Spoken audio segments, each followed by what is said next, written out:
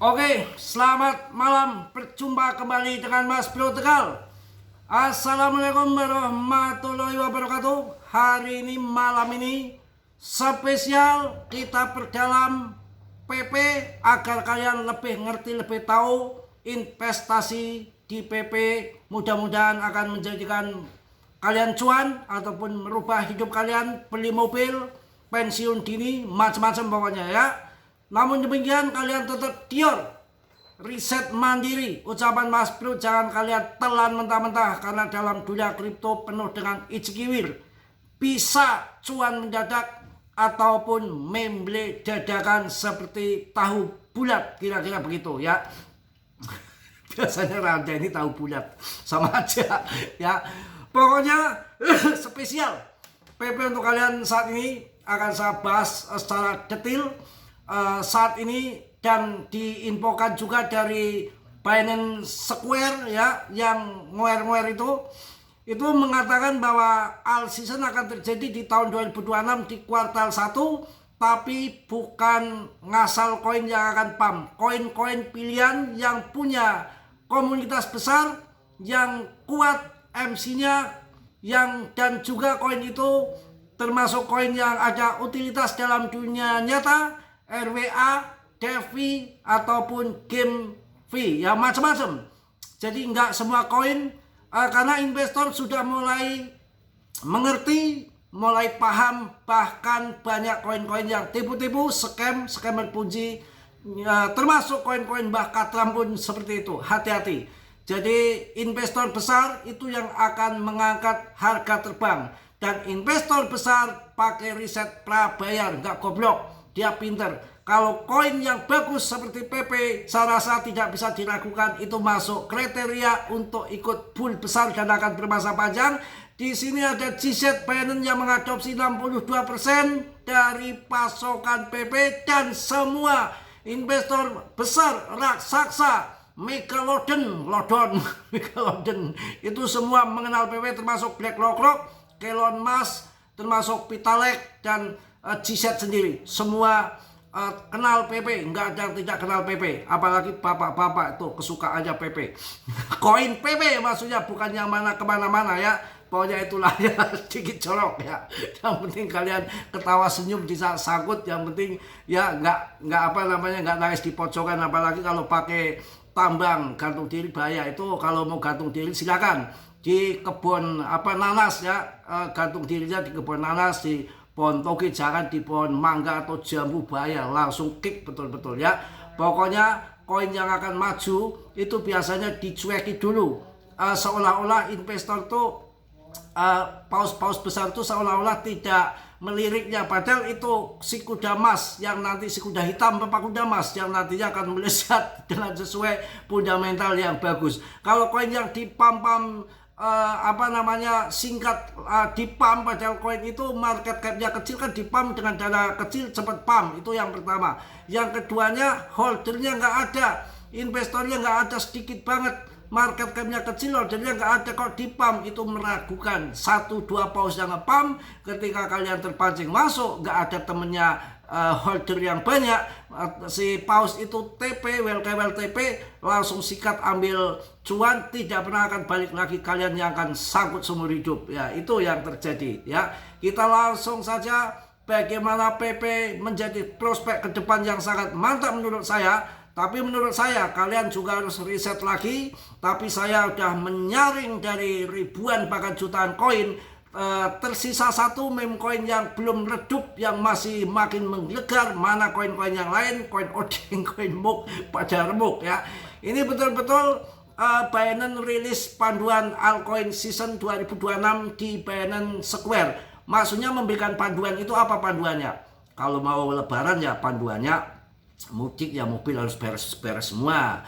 Kalau bajunya yang benar, itu yang namanya panduan. Nah, panduan di altcoin season yang diberikan panduan itu memberikan himbauan koin-koin yang komunitasnya kuat, yang depth-nya benar, nggak maling itu. Kemudian yang punya utilitas di dalam dunia nyata yang disebut RWA. Apakah PP termasuk? RWA termasuk.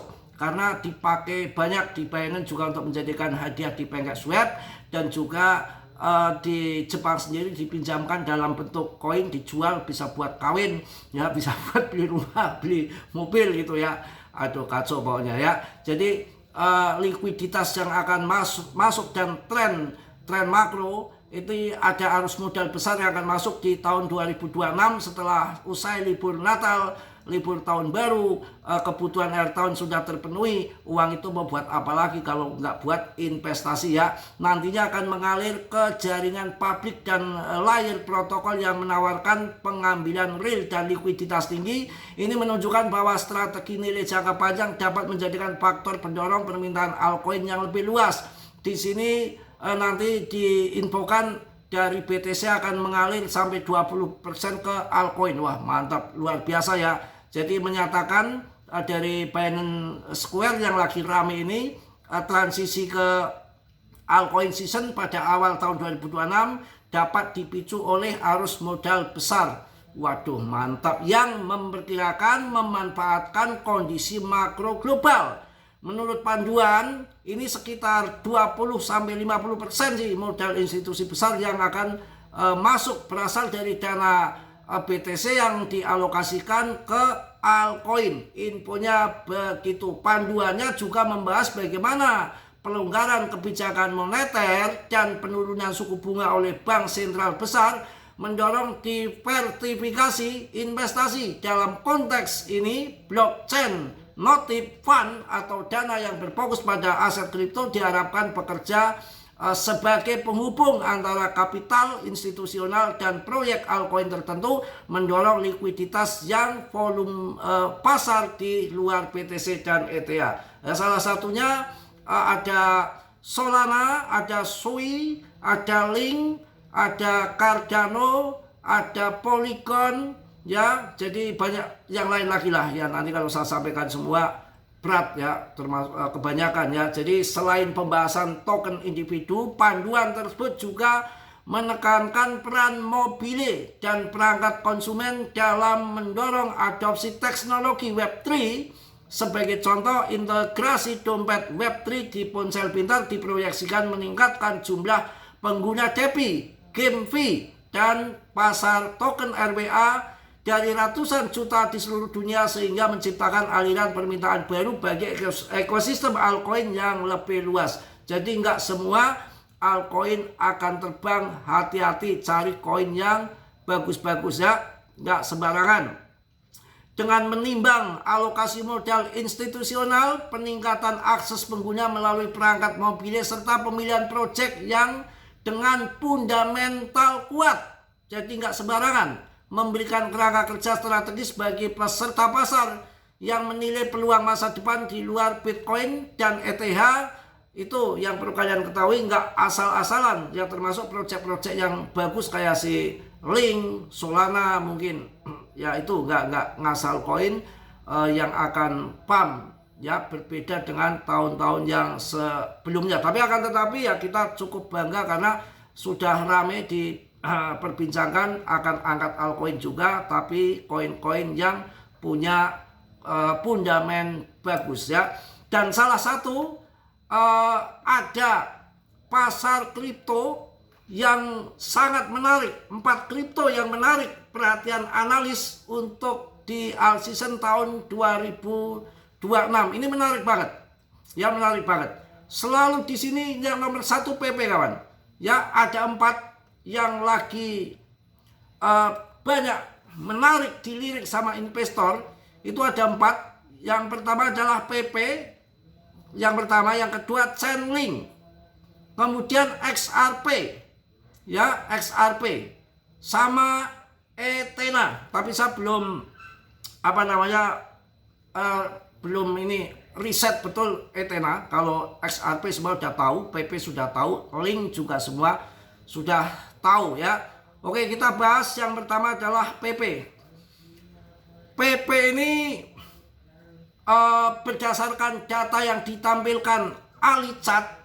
Ini si Ali Martin ini kan yang sangat terkenal, analis yang selalu 90% akurat, yang sering dulu pernah meramal PP 1000%